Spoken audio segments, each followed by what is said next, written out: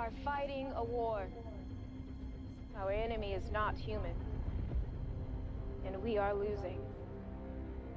In 11 months' time, all human beings in the future will be wiped from the face of the earth, unless you help us. We need you. Our fathers, mothers, and grandparents. We need you to fight beside us if we stand a chance at winning this war. Is this a joke? You are our last hope.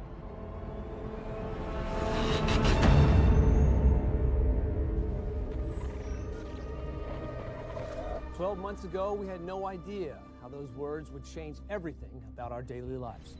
Immediately, jump facilities were established around the globe to send the world's military into the future and help fight the white spikes. The first 1,000 soldiers are headed 28 years into the future. We'll be anxiously awaiting their return. 7 days later, those hopes were dashed as only a handful of troops survived. Since only 50% of the military are qualified to jump, civilians were needed to support the war effort. So, the world's leaders agreed to institute the first worldwide draft. Yesterday, they were civilians. But today, they are soldiers. But even with thousands of civilian soldiers being sent a week, the future global population is currently estimated to be less than 500,000. And with a draftee survival rate of less than 20%, many people are asking, is it worth it? The anti-war movement continues to gain momentum. There are riots and protests happening all over the world. What are we supposed to do? Just throw up our hands, say, sorry you're dying? But why should we still be fighting a war that, as far as we're concerned, hasn't even happened yet? These are our children and our grandchildren that are dying. We can't just stand by and allow them to be wiped off the face of the earth. That's why we need to draft more civilians. We need people to fight, but we also need people to solve the problem. We need to do everything we can to stop the aliens now. This may be our last chance to save the human race. Please don't let them trap you.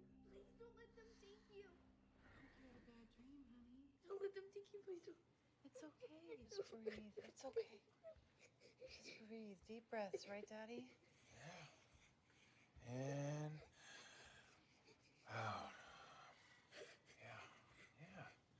Breathing brings what into your bloodstream? Oxygen. Oxygen. Very good. You need oxygen. Oxygen feeds your Brain. to your brain. It's too easy. It's too easy? All right.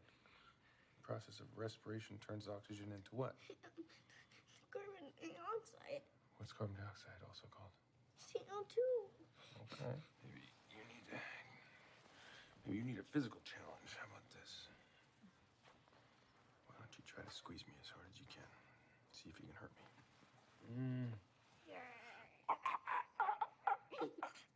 No, not harder, not that hard.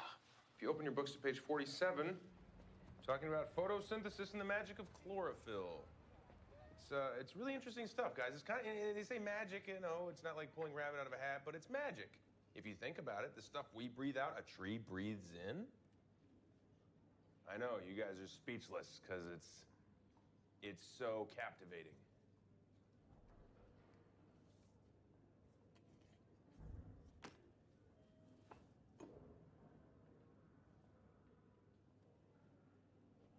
All right, well, you want to talk about something else? Let's talk about something else.